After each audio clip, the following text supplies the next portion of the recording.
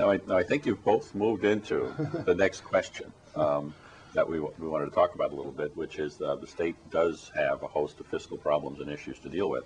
And you've both begun to allude to one of the solutions, which is a constitutional amendment to restrain spending in some way. And you've both alluded to the fact that the state seems to be facing a structural deficit, although there seems to be disagreement on how large that deficit is any longer, although it's a lot lower than it was, I think, when Governor Thompson left office over the years.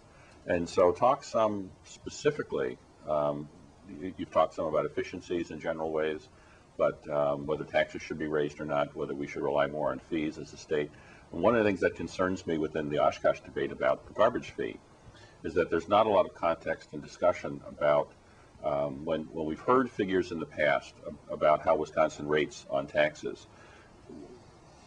The context for voters to understand things like the fact that, but on spending for government services, we rank about in the middle of the pack when you look at total spending for government services. And I think that's in part because this is a state that chose for many years to fund more services through the property tax than many other states, like one I lived in Montana, that we paid large fees for things and did customarily. So talk some about, in some respects, what should that mix be, and who should be paying for what, and what tax sources perhaps should be used for things. But address how you would specifically look at the state's fiscal issues and what specifically you'd begin to do to try to address them. And Julie, you want to start? Well, I would definitely consider a constitutional amendment with a limiting factor of some sort.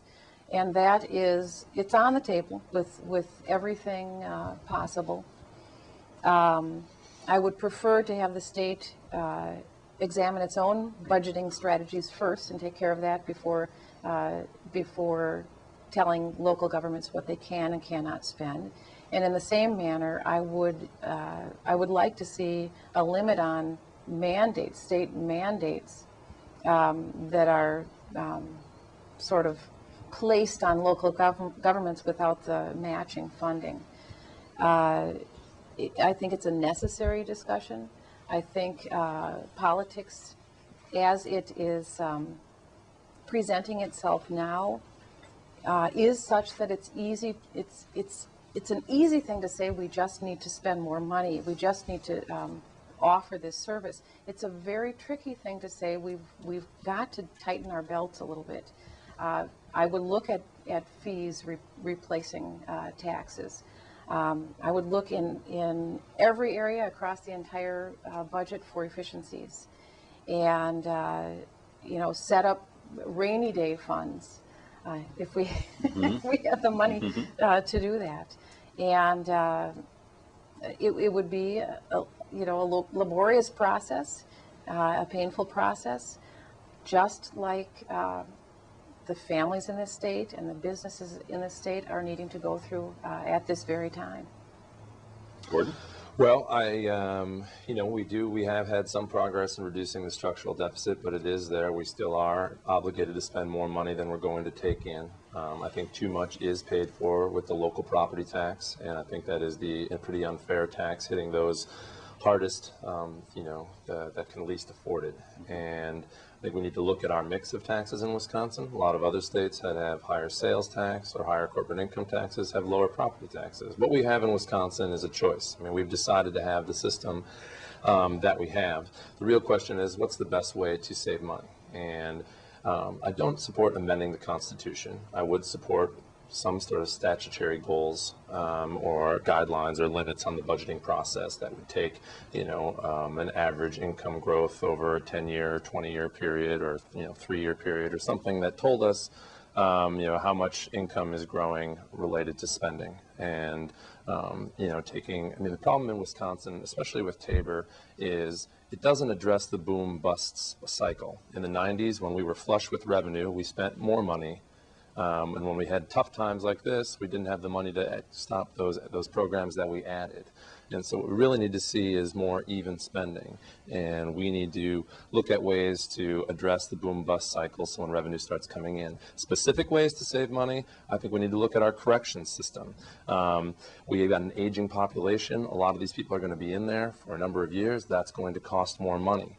One of the things we didn't do in the 90s was when we passed changes to the criminal justice any law changes, we didn't do any financial analysis. And one thing Minnesota did, anytime they made a change in law in their criminal justice system, they added the dollars and said, well, it'll cost this much if you change this. We need to make sure when we make law changes in Wisconsin, we know the fiscal implications. Second, I think we may, make some more accountability locally. For every decision or arrest or sentencing that we make, have the bed costs be paid for through that county. So we know that there's a direct cost to what we're doing. Secondly, look at some of the root causes. A lot of our inmates are coming from challenged areas like Milwaukee, and recognize that things like lack of childcare, people that are exposed to violence and drugs that don't have the parental support systems are more likely to be the people that commit these crimes later. So I think looking at some of the long-term issues. Healthcare we've touched upon, some sort of pooled insurance plan to increase efficiencies. We spend 20 cents of every dollar right now in healthcare in Wisconsin on administrative costs. That's a waste. It should be spent more directly on healthcare. Expanding parts of the budget, badger care, medical assistance, again, managing long-term chronic illnesses is going to be a way to save money. Lastly, related to us locally, we need to give incentives to local government to consolidate services. We have more local government in Wisconsin than the state of California, and they've got 35 million people and we have 5 million people. We have counties that are drawn based upon how far you can ride a horse in one day. Well, that's not how we would redraw government in 2006, but it's what we have. It has historical precedents, but we need to find a way for us to, share services where it makes sense to do it. And you're starting to see some, I think, push to get at this, but the state's going to have to provide some incentives to save money or some ways to get over existing laws with uniformity and taxation and things like that that will allow for the consolidation to save money to take place. A lot of it's already happening. I think there's probably more consolidation than people think, but that's going to be a way that we can start saving money because we still have a lot of duplication in terms of who's providing service and who's paying for it. Will you follow up? Sure. A few things. You meant, number one, you described a statutory limit that was really just about identical to the TPA that was presented. Except the TPA, can you let me finish this? It was not passed, but it was just about identical. So it was tied to growth. And the only difference then between that and the constitutional amendment is that one's constitutional and one's statutory. You said regarding the constitutional amendment that it would tie the hands of the university and would deplete the school funding, deplete the education funding.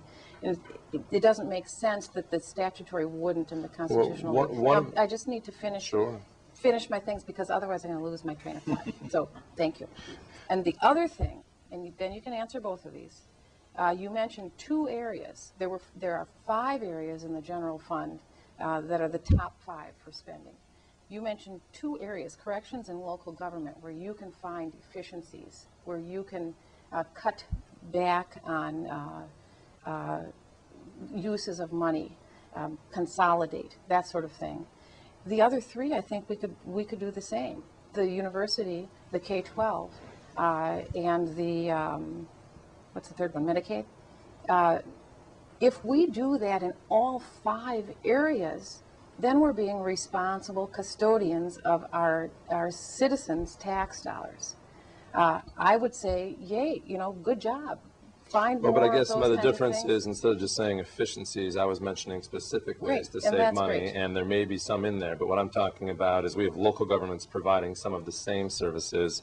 With universities, we've got one here, one here. I don't know if we can consolidate, Eau Claire and Oshkosh, for instance, but it seems to me that the county and the city in Winnebago County could consolidate services. So that's why I talked about, Winnebago County.